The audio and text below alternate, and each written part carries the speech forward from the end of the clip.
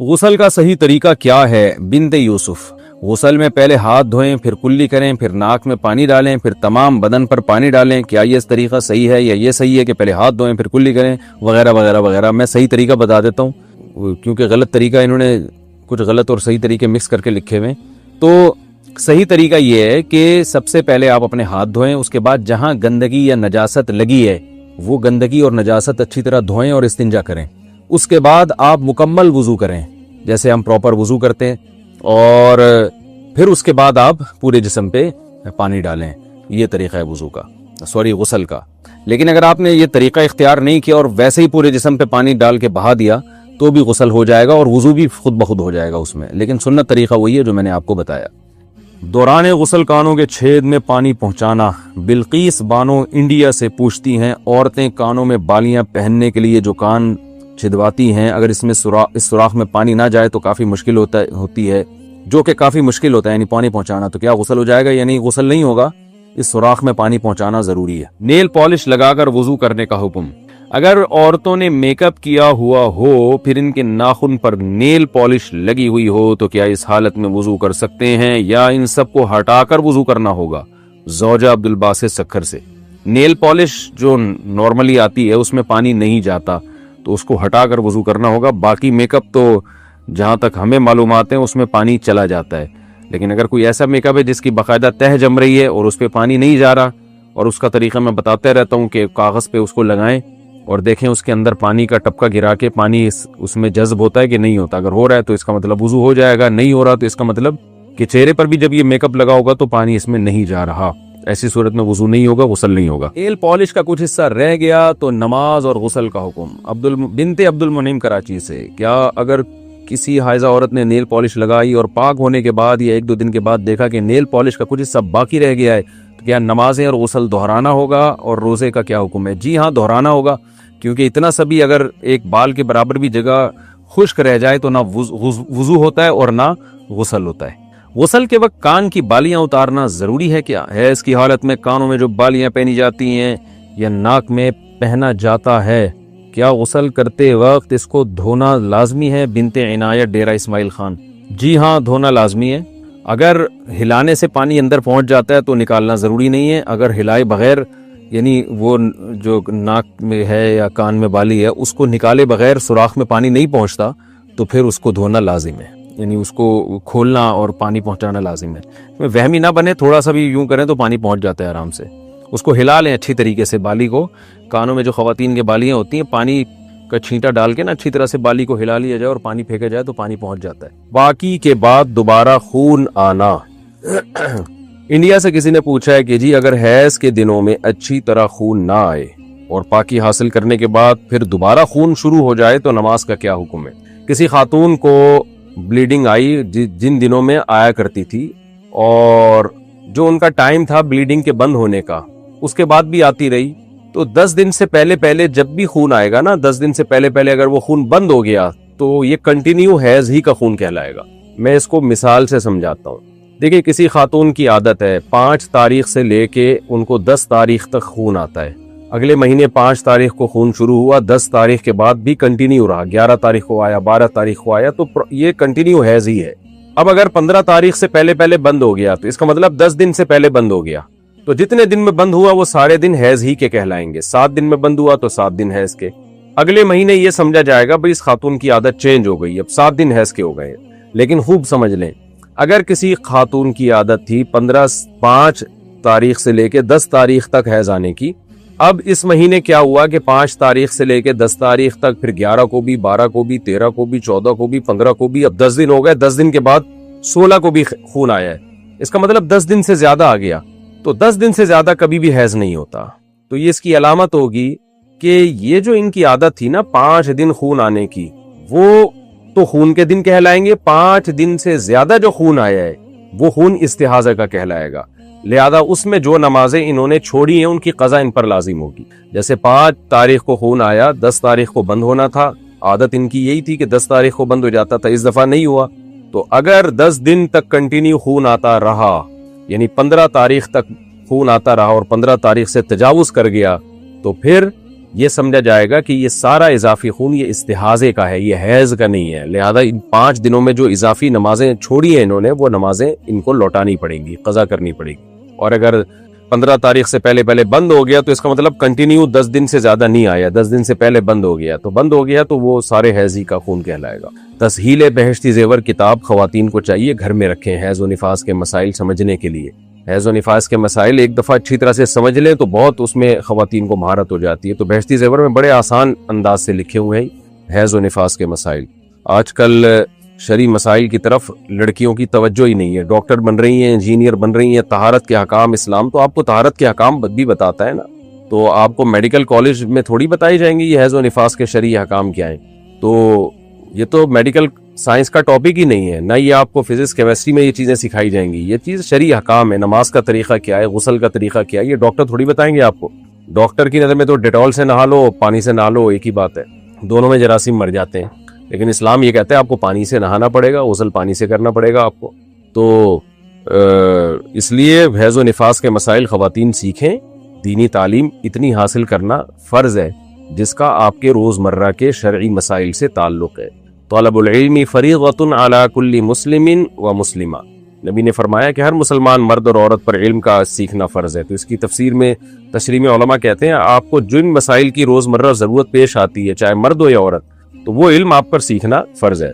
تو حیض و نفاس تو خواتین کو واسطہ پڑتا ہے اس سے، تو لہذا ان پر لازم ہے کہ وہ یہ مسائل سیکھیں اور بہشتی زیور رکھ لیں۔ تسہیل بہشتی زیور، جامع ترشید نے بہشتی زیور کو آسان کر کے چھاپا ہے، وہ کتاب رکھ لیں، پھر کوئی بات سمجھ میں نہ آئے تو پھر علماء سے رجوع کریں۔ لیکیوریا میں ہر بار کپڑا پاک کرنا ہوگا۔ میں نے لیکیوریا کے بارے میں آپ کی ویڈیو دیکھی تھی جس میں آپ نے بتایا تھا کہ ہر نماز سے پہلے پاکی حاصل کرنی چاہیے، تو اگر شلوار پر ناپاکی لگ گئی ہے تو کیا ہر دفعہ نماز سے پہلے اسے بدلنا یا دھونا ضروری ہوگا یا کیا حکم ہوگا؟ مریم صاحبہ کراچی سے۔ دیکھیں لیکیوریا میں اگر اتنی تھوڑی سی 1-2 قطرے شلوار پہ لگے ہیں، 1-2 قطرے، تو وہ تو اس کو تو دھونا ضروری نہیں ہے۔ کم سے کم 1 درہم کے بقدر، یعنی ہتھیلی کی جو گہرائی ہے نا، اس کے بقدر اگر نجاست پھیل گئی ہے تو پھر اس کو دھونا لازم ہے۔ تو اندازے سے شلوار کو یا کوئی بھی جو بھی چیز پہنی ہوئی ہے اس کو اندازے سے آپ کا غالب گمان لگائیں کہ یار کہاں گندگی لگی ہوگی، تو وہ پلو پکڑ کے نلکے کے نیچے اتنا دھو کے رگڑ دیا جائے، تو بس پھر وہم نہ کیا جائے۔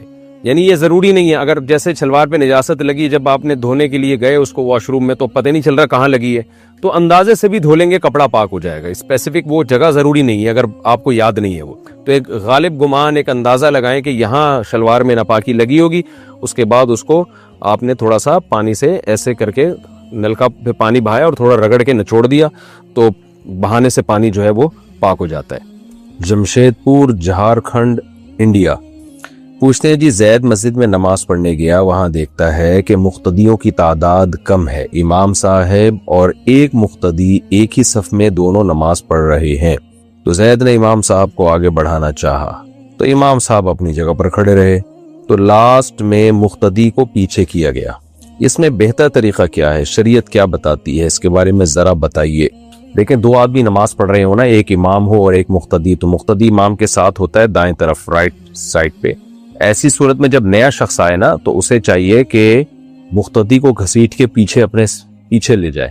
اصل مسئلہ تو یہی ہے، مقتدی کو گھسیٹ لے، لیکن بعض دفعہ یہ ہوتا ہے کہ پیچھے گھسیٹنے کی جگہ ہی نہیں ہوتی مقتدی کے لیے، یا اس میں جہالت ہوتی ہے، مسئلہ معلوم نہیں ہوتا، آپ مقتدی کو گھسیٹ رہے ہوتے ہیں، وہ بالکل بت بن کے کھڑا ہو جاتا ہے، یا بعض دفعہ نیا آنے والا مقتدی کو پیچھے لے کے جاتا ہی نہیں ہے، اس کو مسئلہ معلوم نہیں ہوتا، وہ اسی مقتدی کے ساتھ کھڑا ہو جاتا ہے۔ ایسی کنڈیشن میں پھر امام کو چاہیے کہ وہ ایک صف آگے بڑھ جائے، یعنی اولین کوشش ہو کہ مقتدی کو پیچھے گھسیٹ سے میری مراد یہ ہے کہ بڑے آرام سے تمیز سے لے کے چلے جائیں آپ اس کو پیچھے، اور اگر وہ نہیں جا رہا ہے تو پھر امام کو چاہیے کہ وہ ایک صف آگے ہو جائے، اور اگر جگہ نہ ہو پیچھے جانے کی بھی آگے جانے کی بھی، پھر اسی طرح پڑھ لیں اسی کے ساتھ کھڑے ہو کر۔ سفیان صاحب قازقستان سے پوچھتے ہیں پچھلے سال میری پھوپھی کا انتقال ہو گیا، ان کے نام سے کچھ جائیدادیں ہیں، ان کی کوئی اولاد نہیں تھی، برائے مہربانی جائیداد کے حصے کے بارے میں ہماری رہنمائی کریں۔ پھوپھی کا انتقال ہو گیا، ان کے نام جائیدادیں ہیں، ان کی کوئی اولاد بھی نہیں ہے۔ اچھا جی، مرحوم کے بھائی کی طرف سے 2 بھتیجے اور 1 بھتیجی ہے۔ اچھا جی، بہن کی طرف سے 1 بھتیجا اور 1 بھتیجی ہے۔ بھائی پہلے ہی فوت ہو چکے ہیں، بہن زندہ ہے الحمدللہ۔ دیکھیں، مرحوم کے بھائی کی طرف سے 2 بھتیجے اور 1 بھتیجی ہے۔ اچھا، بہن کی اور بھائی پہلے ہی فوت ہو گئے ہیں تو بھائی کی وراثت تو گئی۔ تو اب پہلے یہ دیکھا جائے گا پھپھی کے والدین میں سے کوئی زندہ ہے یا نہیں ہے۔ اگر وہ بھی انتقال ہو گیا تو پھر پھپھی کے اولاد بھی نہیں ہے آپ نے بتایا، تو شوہر ہے یا نہیں ہے یہ بھی ڈیٹیل نہیں بتائی۔ اگر شوہر بھی نہیں ہے، والدین بھی نہیں ہے، دادا دادی نانا نانی بھی نہیں ہے اور اولاد بھی نہیں ہے، تو پھر وراثت بھائی بہنوں میں جاتی ہے۔ بھائی نہ ہو تو بھائی کا چونکہ زندگی میں انتقال ہو گیا تو وہ بھی وراثت سے محروم ہو گئے، تو پھر چچا کی طرف جاتی ہے، وہ بھی نہیں ہے، تو پھر اب یہی ہے کہ بھائی کے بیٹوں کو ملے گا خالی، اس میں بیٹیوں کا، بھائی کے بیٹیوں کا حصہ اس میں نہیں ہوتا، بھتیجوں کی طرف چلی جائے گی وراثت۔ آپ کے لیے بہتر یہی ہے کہ آپ پوری ڈیٹیل وارثوں کی لکھ کے نا ریٹرن میں فتویٰ لیں، یا ہمارے چینل پہ ہی اگر آپ نے مسئلہ پوچھنا ہے تو پوری ڈیٹیل بتائیں ان کے والدین کی، اور والدین ان کے زندہ ہیں یا نہیں ہیں، اور ان کے شوہر زندہ ہیں یا نہیں ہے، تاکہ ہر ایک کا فیصدی حصہ پرسنٹیج کے حساب سے بتایا جا سکے۔ اچھا بھائی، تو آصابہ اس میں بھتیجا ہوگا، بھتیجی کا حصہ نہیں ہوتا اس میں۔ انڈیا سے یعنی پوری ڈیٹیل جب تک میں نہیں بتاؤں گا مجھے پتہ نہیں چلے گی، کنفرم نہیں بتا سکتا، کیونکہ سوال پوچھنے والے ایسے وارثوں کا تذکرہ چھوڑ دیتا ہے جن کا وراثت میں حصہ ہوتا ہے، اس کا یہ خیال ہوتا ہے کہ نہیں ہے۔ انڈیا سے کسی نے پوچھا اسلام میں داخل ہونے کا کیا طریقہ ہے، کیا کسی مولانا وغیرہ کے پاس جا کر ہی مسلمان ہوا جا سکتا ہے؟ اگر ان کے پاس جانے سے پہلے موت آ گئی تو کیا ہوگا؟ جب کسی غیر مسلم کو اسلام لانے کا خیال ہو تو جتنا جلدی ممکن ہو قریب میں جو بھی مسلمان ہو اس کے ہاتھ پہ اسلام کا اظہار کر لے۔ یہ بھی ممکن نہ ہو بند کمرے میں ہی کہہ دے کہ اشہد ان لا الہ الا اللہ واشہد ان محمدا عبدہ ورسولہ، یہ کلمہ پڑھ لے، لا الہ الا اللہ محمد رسول اللہ کہہ دے۔ یہ بھی نہیں آتا، اپنی زبان میں کہہ دے میں ایمان لایا اللہ پر جس کے سوا کوئی عبادت کے لائق نہیں ہے، اور محمد صلی اللہ علیہ وسلم اللہ کے رسول ہے۔ یہ جملہ زبان سے دہرا لے اس نیت سے کہ میں اسلام میں داخل ہو رہا ہوں، تو وہ انشاءاللہ مسلمان ہو جائے گا۔ کیونکہ اگر کسی کو اسلام لانے کا خیال آیا اور اسلام لانے سے پہلے اس کی موت واقع ہو گئی تو اس کا شمار کافروں میں ہی ہوگا، اس لیے اس میں جلدی کرنی چاہیے اگر کسی کو اسلام کا خیال آ بھی گیا ہے۔ آصف صاحب سعودی عرب سے، میں ایک ریسٹورنٹ میں کام کرتا ہوں، یہاں پر ایک عورت اپنے ہاتھ کا کنگن بھول کر چلی گئی اور میں نے اس کو سونا سمجھ کر اٹھا لیا، مگر وہ سونا تھا یا نہیں تھا مجھے نہیں پتا، اور وہ جب واپس لینے کے لیے آئی تو میں نے ڈر کی وجہ سے نہیں دیا اور بعد میں پھینک دیا۔ اللہ کے بندے کیا کیا ہے آپ نے بھی، اور اب میں اپنے کیے پر شرمندہ ہوں اور اللہ کا خوف بھی ہے۔ کہنا یہ ہے کہ اب میں اس کی قیمت کیسے ادا کروں، کیونکہ اب وہ عورت کہیں مجھے مل نہیں سکتی، تو اب میں کیا کروں؟ جناب آپ اس کی جو بھی قیمت ہے وہ عورت کو تلاش کریں آپ حتی الامکان۔ بہت سارے طریقے ہو سکتے ہیں، آپ اعلان لکھ کے لگا دیں کہ یہاں فلاں دن کوئی خاتون آئی تھی اپنا کنگن بھول گئی تھی، کسی بھی طرح سے اناؤنسمنٹ کریں حتی الامکان جتنے آپ کے بس میں۔ بالکل جب نا امید ہو جائیں تو پھر اس کنگن کی مارکیٹ ویلیو کا اندازہ لگا کے آپ اس کی قیمت کو صدقہ کر دیں۔ اگر غریب ہیں تو پھر آپ پر صدقہ کرنا لازم نہیں ہے، اگر آپ یعنی زکوٰۃ کے مستحق ہیں، اور لیکن اس میں بھی 2 افراد کو گواہ بنائیں آپ کہ وہ میں نے رکھ لیا ہے کیونکہ میں غریب ہوں۔ کسی کو گواہ بنا کر آپ اور اس نیت سے رکھیں کہ جیسے ہی مالک آئے تو میں اس کو دوں گا پیسے، اور اگر آپ غریب نہیں ہیں تو پھر آپ پر اس کا صدقہ کرنا واجب ہے۔ غریب کا مطلب زکوٰۃ کے مستحق اگر نہیں ہے تو۔